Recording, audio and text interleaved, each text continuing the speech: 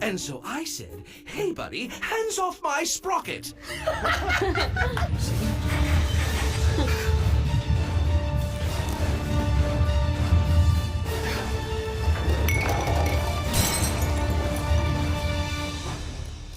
Is everyone okay? Yeah. All good. According to this reading, we just felt a small earthquake. Ha, cool. Wait, what are we looking at? This is a seismograph reading. A seismograph measures the size of an earthquake. What size was ours? Extra small? Luckily, our lab, as well as many buildings here in California, are made to withstand small earthquakes. Engineers designed them like this on purpose to withstand natural disasters. What kind of natural disasters are we talking about? Let's dive in. I'm Dr. Jeff Binnicker, and today we're going to explore the science of natural disasters. We'll see what building materials can protect us in a volcanic eruption. We'll examine what structures hold up best in an earthquake. And we'll learn how engineers help to reduce the impact of tsunamis.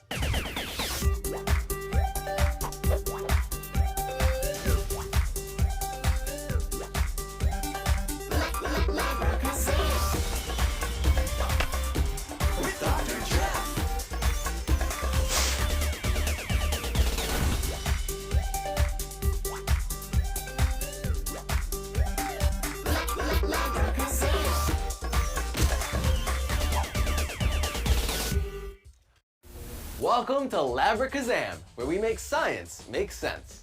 So what exactly are natural disasters? Natural disasters are natural events that can cause great damage. Humans can't eliminate them, but we can reduce their impact.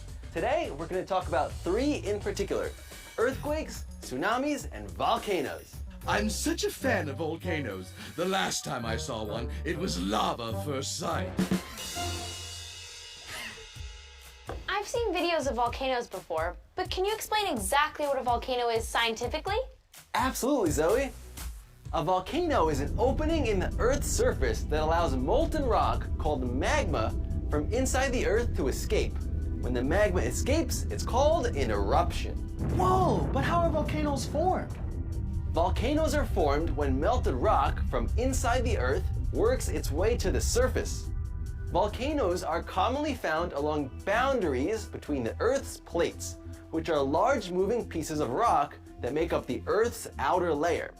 These breaks allow the ground to shift. And where those plates meet will be the ideal place for molten rock to flow to the surface and form a volcano. That's exactly right. But I wanted to show you guys the true power of volcanoes. So let's break it down.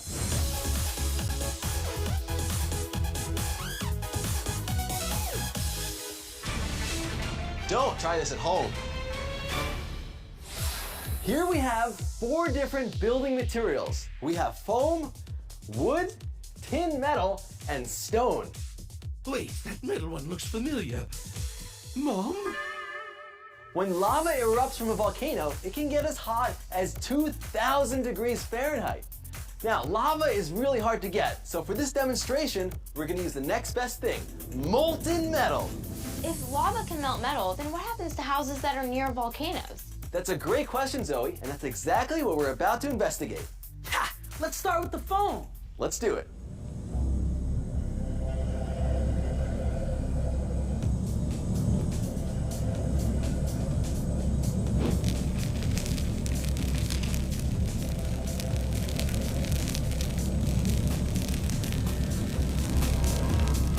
Note to self, never buy a foam house.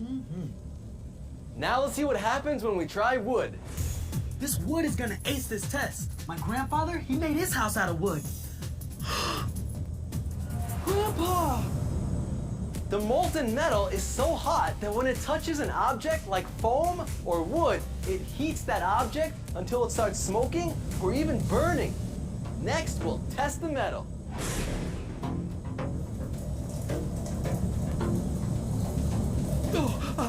I'm starting to feel lightheaded.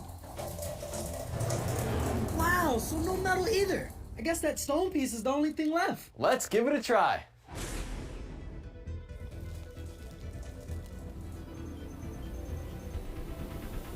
Whoa! This Stone has a very high melting temperature, meaning it can withstand a lot of heat. So now we know, if you live on a volcano, you should probably be in a stone house. Or, you know, consider moving.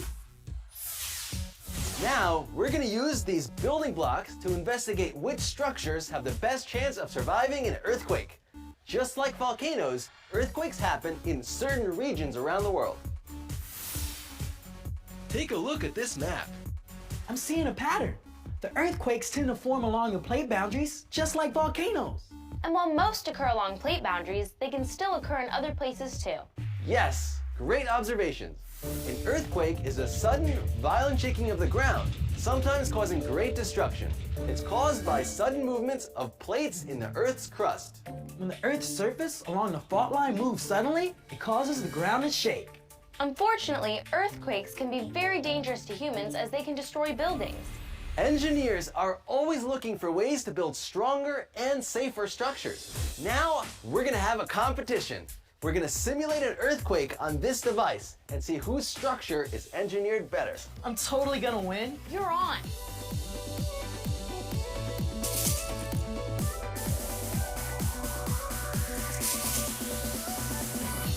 Wow, these look great. And now, it's time to destroy them. This is the best job ever. My structure's gonna hold up better because it's lower to the ground. No way. My taller one is heavier and harder to move. Let's shake it up. We put the structures on this shake table. It has a motor here which spins, and that makes this ruler move back and forth, and that moves the piece of wood that the structures are on. Let's see which one holds up better.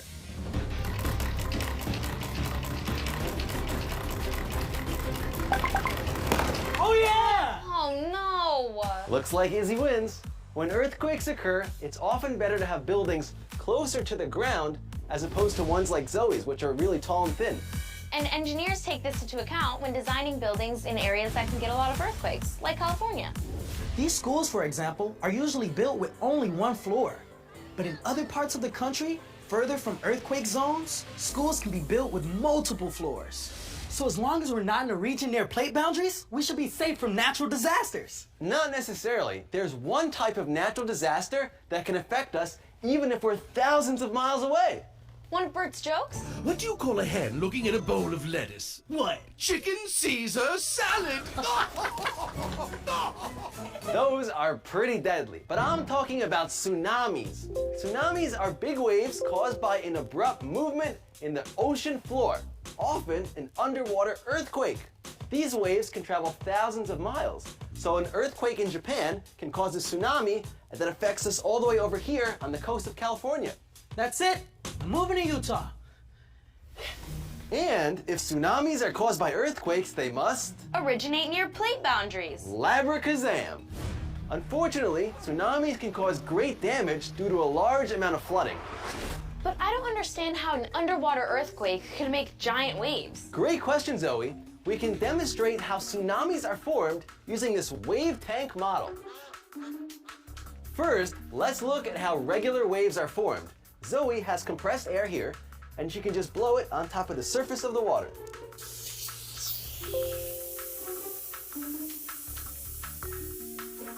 These waves look pretty calm to me. Normal ocean waves are tame because of wind acting on the top of water. But watch what happens if we simulate a disturbance similar to one caused by an earthquake. We can do that using this wooden block, and you simply plunge it into the water as hard as you can. Whoa, the disturbance caused a huge wave. That's right. This is why tsunamis can be so dangerous. Look at how much water comes crashing down onto the shoreline, where ducks or people can live. We cause that disturbance from above, but in most tsunamis, it happens from below. Unfortunately, natural disasters can't be accurately predicted, but we can reduce their impact with the help of science and engineering. To see some more examples, let's go to some real-world science.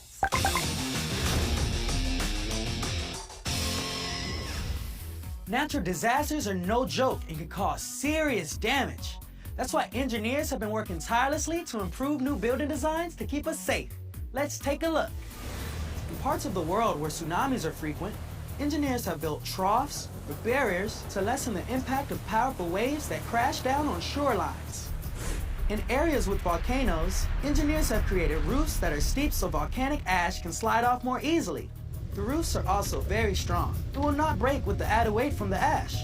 And in areas with earthquakes, engineers design skyscrapers that can sway on purpose when the ground moves, adding stability and preventing damage when the earth shakes. And even the houses we live in are designed to withstand disasters. Storm shutters, made from metal or plywood, are used to prevent windows from breaking during disasters like a hurricane. Storm cellars or basements, often seen in the Midwest, are used as safe places in case of violent weather like a tornado. In the case of a natural disaster, engineers are always finding out new ways to protect us. High five, house.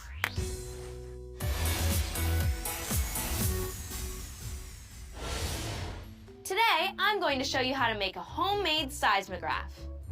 To make your own, you'll need a box, tape, scissors, a marker, a ruler, a handful of rubber bands, and a strip of paper. First, you're going to assemble your box by folding down the 2 larger flaps and then the 2 smaller ones. Tape these down.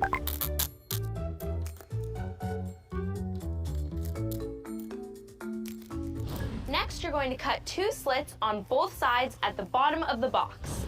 You're going to need an adult's help with this.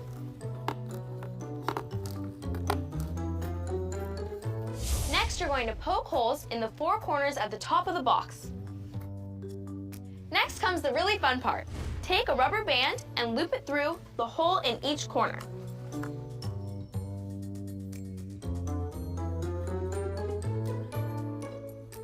Next, take your marker, put the cap on the back,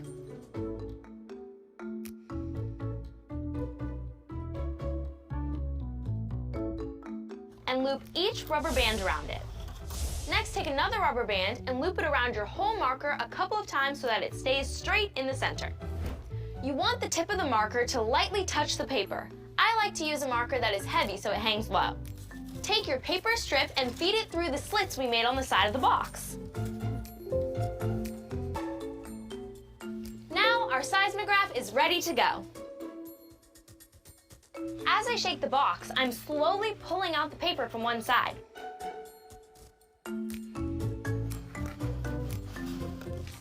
See how the marker makes patterns on the paper?